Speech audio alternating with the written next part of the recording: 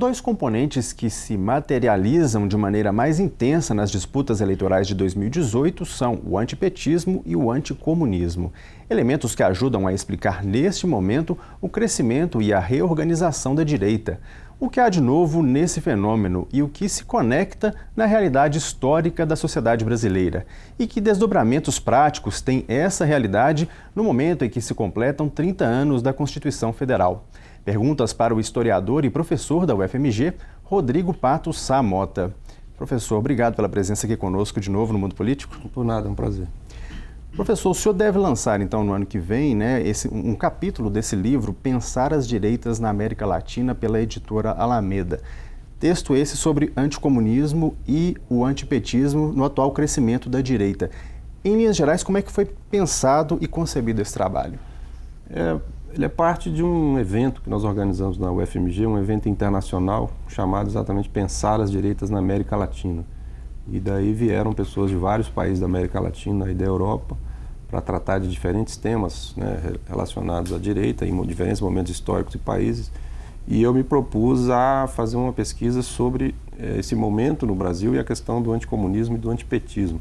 Essa conexão desses dois temas, que me parece, já há uns 2 anos, me parecia muito claro que esse fenômeno estava crescendo, estava se tornando importante. E ficou mais óbvio agora, né, no contexto da eleição. Então, a tentativa é contribuir para compreender esse fenômeno, né, compreender a importância dele, como é que ele se constrói, com as suas origens, como uma tentativa de contribuir para a compreensão de um tema que eu acho importante para compreender o quadro atual e, inclusive, para considerar os riscos que nós sofremos aí em termos de continuidade da democracia. O senhor até começa o artigo, professor, lembrando algumas manifestações de pessoas da direita que chegaram a ser, inclusive, ironizadas no campo da esquerda, como a de uma mulher confundindo o vermelho da bandeira do Japão com o símbolo comunista, também a fala do Cabo Daciolo sobre o projeto da URSAL, que seria a União das Repúblicas Socialistas da América Latina. Feito isso, o senhor pondera sobre a importância de que esse fenômeno seja levado a sério. O que preocupa o senhor nesse alerta? É porque na tradição do pensamento de esquerda e também um pouco no mundo acadêmico, não havia interesse mais sólido em estudar os fenômenos de direita. Essa questão da ridicularização aí me parece que é importante para perceber isso. Muitas vezes a manifestação de direita ela é considerada ridícula, e muitas vezes é ridícula mesmo, né? Porque essa cena, né, da senhora confundindo a bandeira do Japão com um país comunista, de fato, é um bocado ridículo. Mas o meu ponto aí é que a gente não deve caricaturar, né, o pensamento de direita, deve respeitar o pensamento de direita e tentar entender, né, de onde ele vem, como um fenômeno social e político importante. Até porque se ele não é bem compreendido, enfim, as ações políticas relacionadas aí no campo da esquerda, por exemplo, a maneira de lidar com a direita, ela acaba usando estratégias incorretas, né? Eu acho que, de certo modo, a liderança da campanha da esquerda, né, que chegou ao segundo turno, ela demorou a entender a importância desse fenômeno de direita, dos meios sociais, a questão do antipetismo e do anticomunismo. Então, a minha preocupação naquele momento era chamar atenção para a importância disso. Só que deixar de lado o aspecto ridículo, né? Por exemplo, no caso de URSAL, não existe projeto nenhum de URSAL. Isso é uma brincadeira, né? E o Cabo Daciolo levou isso à televisão como se existisse um projeto de uma União de Repúblicas da América Latina. Não existe absolutamente nada disso.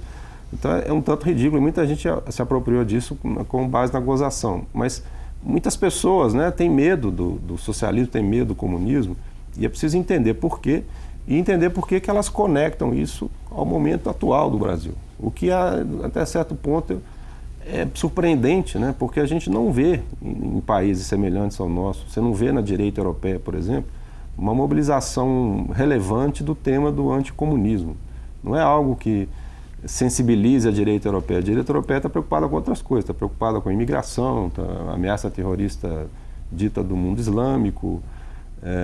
Ela não está preocupada com o comunismo, né? Porque se entende em grande medida pelo mundo afora que o fenômeno comunista é decadente, não é uma coisa presente.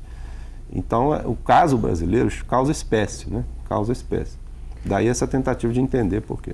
Pois é, nesse sentido, então, dentro disso que o senhor falou, professor, Há então uma incompreensão do campo da esquerda, não só da existência dessa direita, como inclusive da legitimidade dela de estar também representada nos espaços de poder? Não acho que isso seja considerado ilegítimo, né?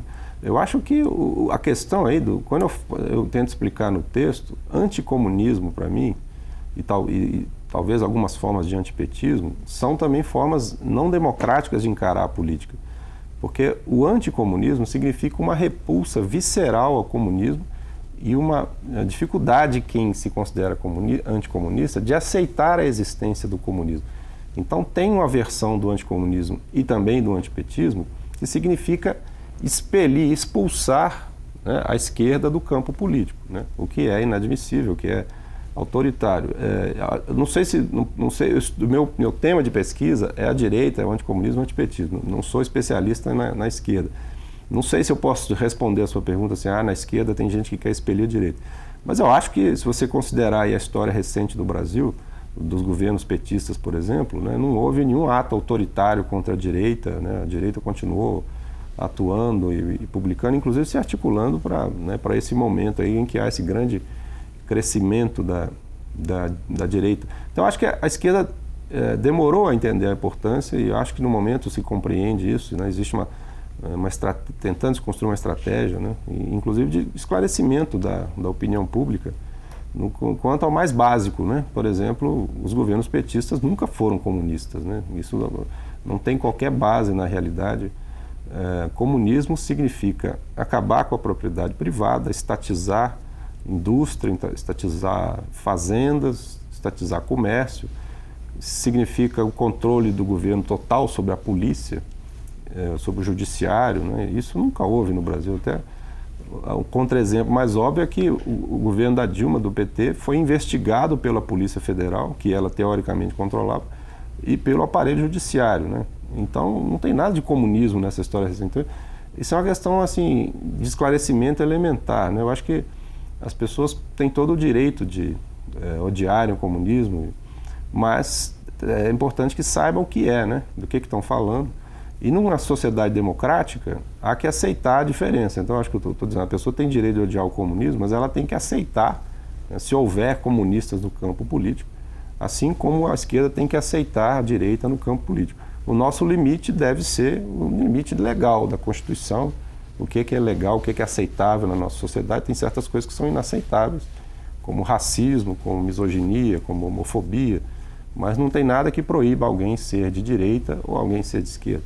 Agora, mesmo diante de tudo isso, professor, por que é tão forte esse discurso, essa retórica sobre comunismo e anticomunismo, e por que ela é tão associada ao Partido dos Trabalhadores, na sua avaliação? Bom, o Partido dos Trabalhadores vem da esquerda, né? Obviamente. Então, a maneira e a conexão é esta. Só que boa parte da estratégia de conectar o petismo ao comunismo é uma estratégia de manipulação, né?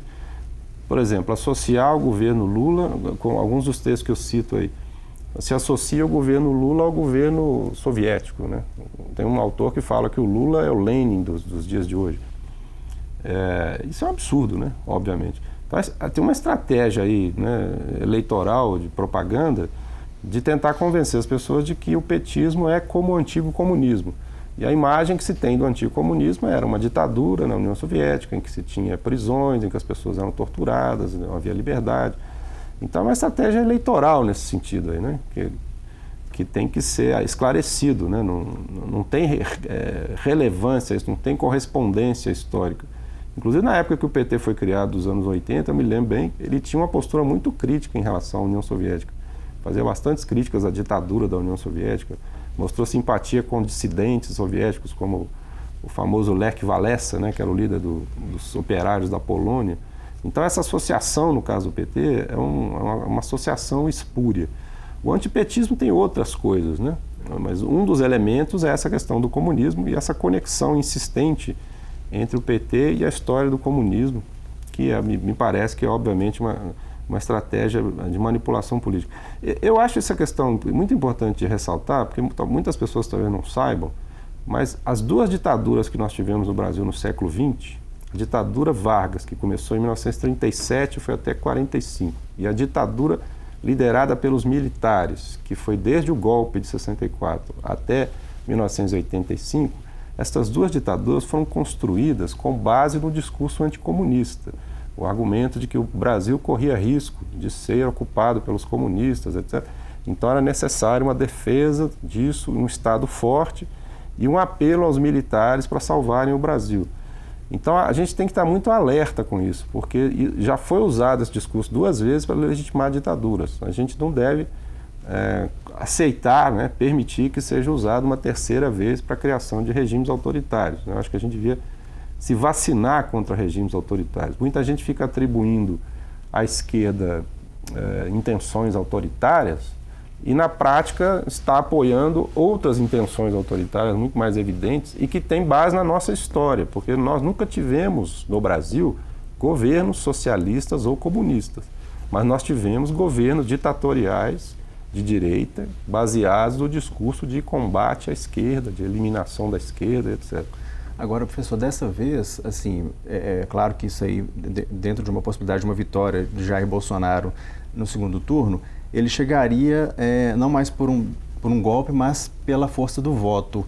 O que muda nesse contexto o fato dele ser legitimado pelo eleitorado ou pela maioria do eleitorado brasileiro? Sim, ele foi eleito assim, né? Será uma eleição popular, confirmada pelas instituições. A gente espera que assim governe, né? Governe com as instituições, com o Congresso, com as leis, e respeite a oposição, respeite a diferença, não faça nenhuma perseguição aos seus adversários.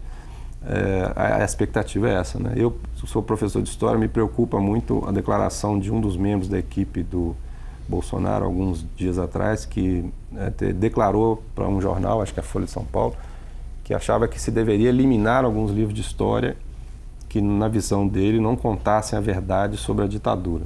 Isso, quando a gente ouviu, ficamos todos arrepiados, porque na época da ditadura houve uma censura tremenda, a imprensa sofreu, as editoras, então isso traz à memória, né, a possibilidade de censura. Então seria muito bom, né, se o candidato e os defensores da candidatura, né, fizessem uma declaração pública garantindo que não vai haver censura, não vai haver controle de ideias, né, ou seja, não vai haver ditadura. Então eu espero que uma eleição, se ele for eleito no segundo turno, que isso sirva de freio, né, para que esse futuro, se for, né, eleito o governo Bolsonaro junto com o general Mourão, que eles, embora eles fazem uma defesa da ditadura como algo positivo, que eles respeitem a democracia e não queiram estabelecer um novo regime autoritário, que é o medo que muita gente tem, né, daqui chegando ao poder.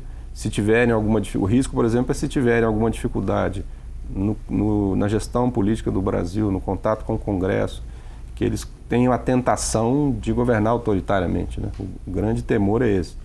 Então, espera-se que não. O senhor acha que na política real, assim, enfim, ele vencendo as eleições, tem lugar, nesse momento da democracia brasileira, que está completando a Constituição 30 anos, teria lugar para esse tipo de autoritarismo? Ou, de fato, ele tenderia a moderar o discurso e a atuar dentro dos limites da legalidade que a gente se acostumou ao longo dessas últimas décadas? Eu acho que muita gente que apoia, né, a candidatura ao Bolsonaro não quer ditadura, mas tem muitos que não se importam, né, de que seja uma ditadura. O índice de apoio à democracia no Brasil é muito baixo, né? Então muitas pessoas, muitos cidadãos aí não estão se importando com isso, né? Tem muita gente que acha que tem outras coisas mais relevantes, como, por exemplo, ter segurança pública, e apoiariam uma ditadura. Então isso é muito preocupante, né? Eu acho que existem forças que vão tentar controlar essa possibilidade, que vão tentar trazer o candidato para o campo do respeito às instituições, mas eu acho assim uma incógnita, né? Porque várias declarações dele, né, e do general Mourão levam a pensar o contrário, né? Possibilidade de lidar com os problemas de maneira autoritária. Então acho que nós não temos garantia nenhuma, mas tem que se cobrar depois, né, de quem se eleger o respeito às instituições. O histórico é ruim em vista desses discursos a favor da ditadura militar, que foi uma ditadura, né?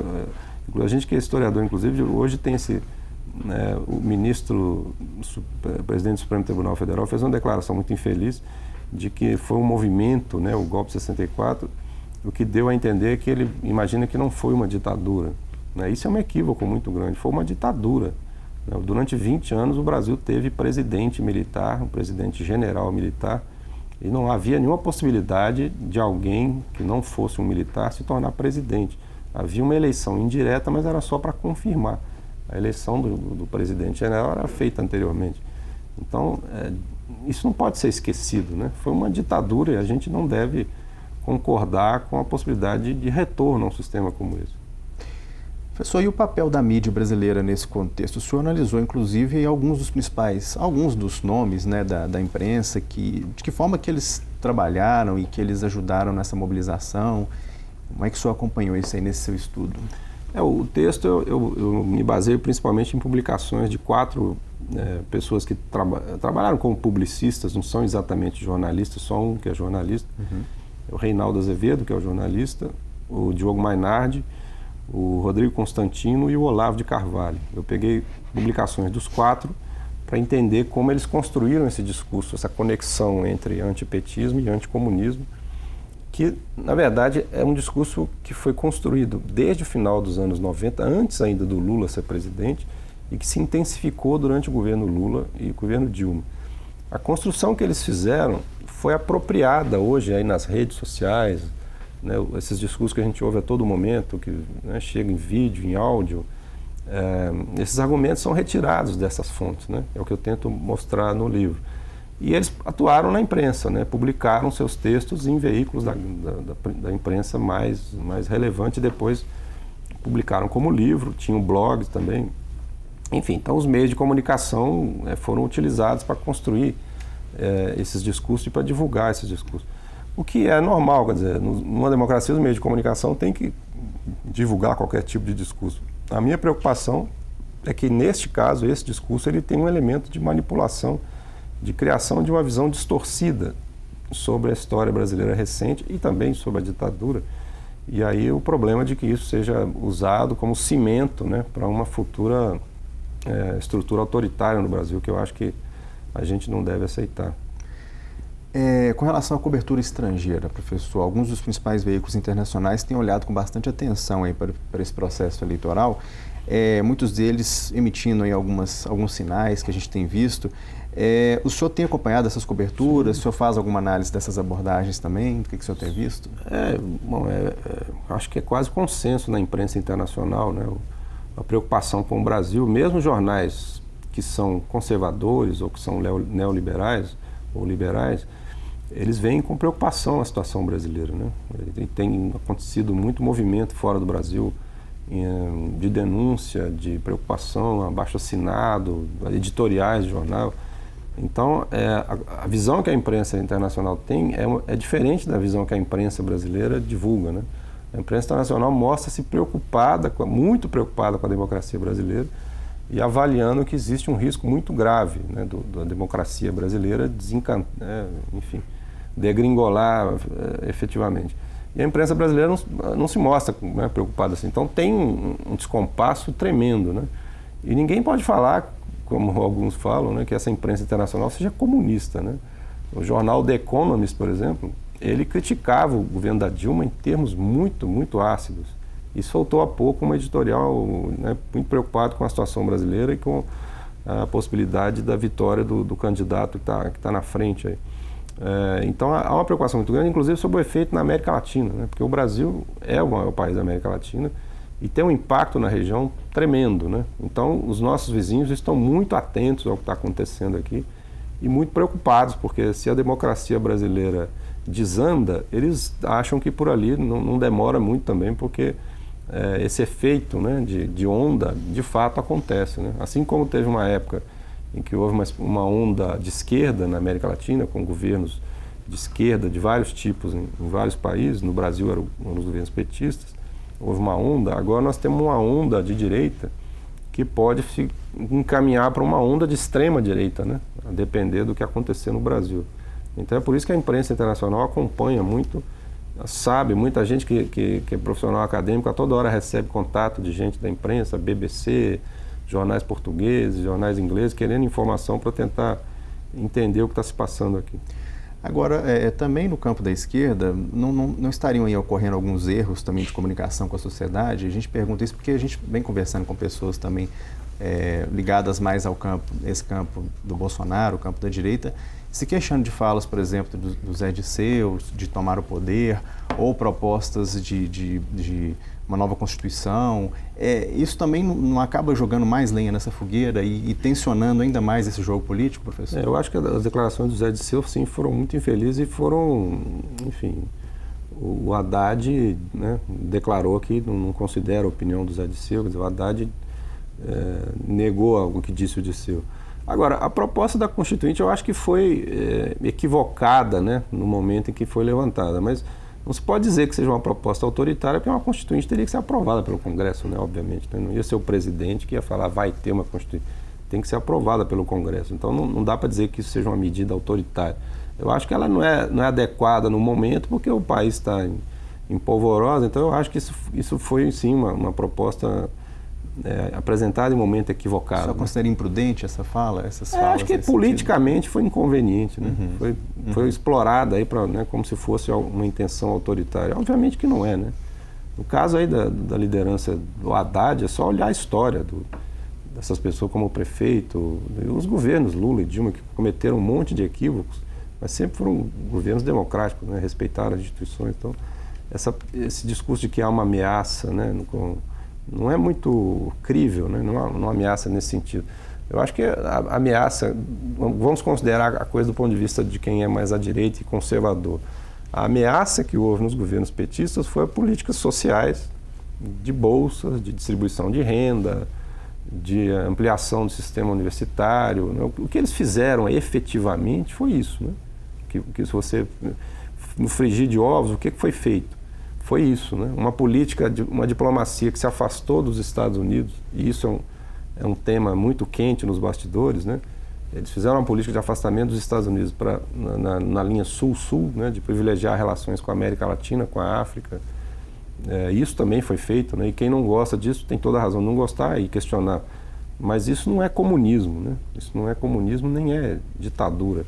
Então, acho que as coisas têm que ser chamadas pelos nomes corretos, né? A gente ganharia muito se tivesse um debate político mais claro, né? Ok, professor. Infelizmente, nosso tempo está esgotado. Tinha umas outras questões para tratar, mas a gente fica para uma próxima visita do senhor aqui no Mundo Político. Muito obrigado pela entrevista. Eu que agradeço. Conversamos, então, com o professor Rodrigo Patos Samota. Ele é historiador, professor da UFMG, falando aí um pouco dos significados desses resultados eleitorais, uma perspectiva histórica também, o avanço da direita, considerando aí os 30 anos da Constituição de 1988. O Mundo Político fica por aqui. Muito obrigado por nos acompanhar e até o nosso próximo programa.